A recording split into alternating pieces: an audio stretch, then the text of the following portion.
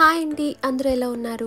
ఈరోజు నేను కాలీఫ్లవర్తో ఫ్రై చేయబోతున్నాను. రెసిపీ మీతో కూడా షేర్ చేస్తాను, వచ్చేసేయండి. నీట్గా క్లీన్ చేసి పెట్టుకున్న గోబీ ముక్కల్ని 5 నిమిషాల పాటు బాయిల్ చేసుకోవాలి. ఇఫ్ ఇన్ కేస్ మీకు బాయిల్ చేసుకోవడం ఇష్టం లేకపోతే వేడి నీళ్ళలో 5 నిమిషాలు ఉంచి తీసేస్తే సరిపోతుంది. ఇప్పుడు స్టవ్ మీద ఒక ప్యాన్ పెట్టుకొని 3 టేబుల్ స్పూన్ దాకా ఆయిల్ వేసుకొని సాసాలు, కరివేపాకు, చిన్నగా కట్ చేసి పెట్టుకున్న ఆనియన్ కూడా వేసుకొని ఆనియన్స్ లైట్ గోల్డెన్ బ్రౌన్ వచ్చేదాకా ఫ్రై చేసుకోవాలి.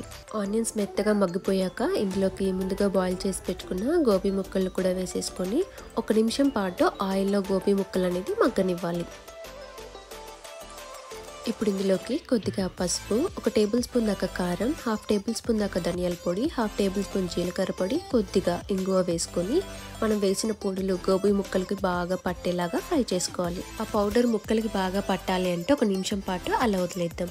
ఇప్పుడు ఒక మిక్సీ జార్లోకి 5 వెల్లుల్లి రెప్పలు, 2 పచ్చిమిర్చి, కొద్దిగా ఎండు కొబ్బరి వేసుకొని మెత్తగా పేస్ట్ చేసేసుకుందాం.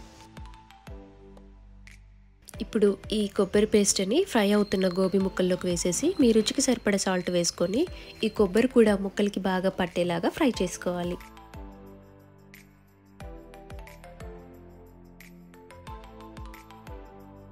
ఇప్పుడు మూత పెట్టేసి 2 మినిట్స్ పాటు స్టవ్ సిమ్లో పెట్టేసి అలా వదిలేద్దాం. 2 మినిట్స్ తర్వాత చూసారా, ఆ ఆవిరికి ఉప్పు, కారం, మనం వేసిన ఎండు కొబ్బరి పచ్చడి అంతా ముక్కలకి అనేది బాగా పట్టేసి ఉంటుంది అనమాట.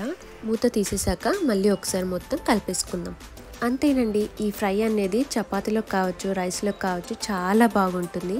రెసిపీ మీకు నచ్చినట్టయితే వీడియోకి ఒక లైక్ చేసి మన ఛానల్ని సబ్స్క్రైబ్ చేసుకోండి.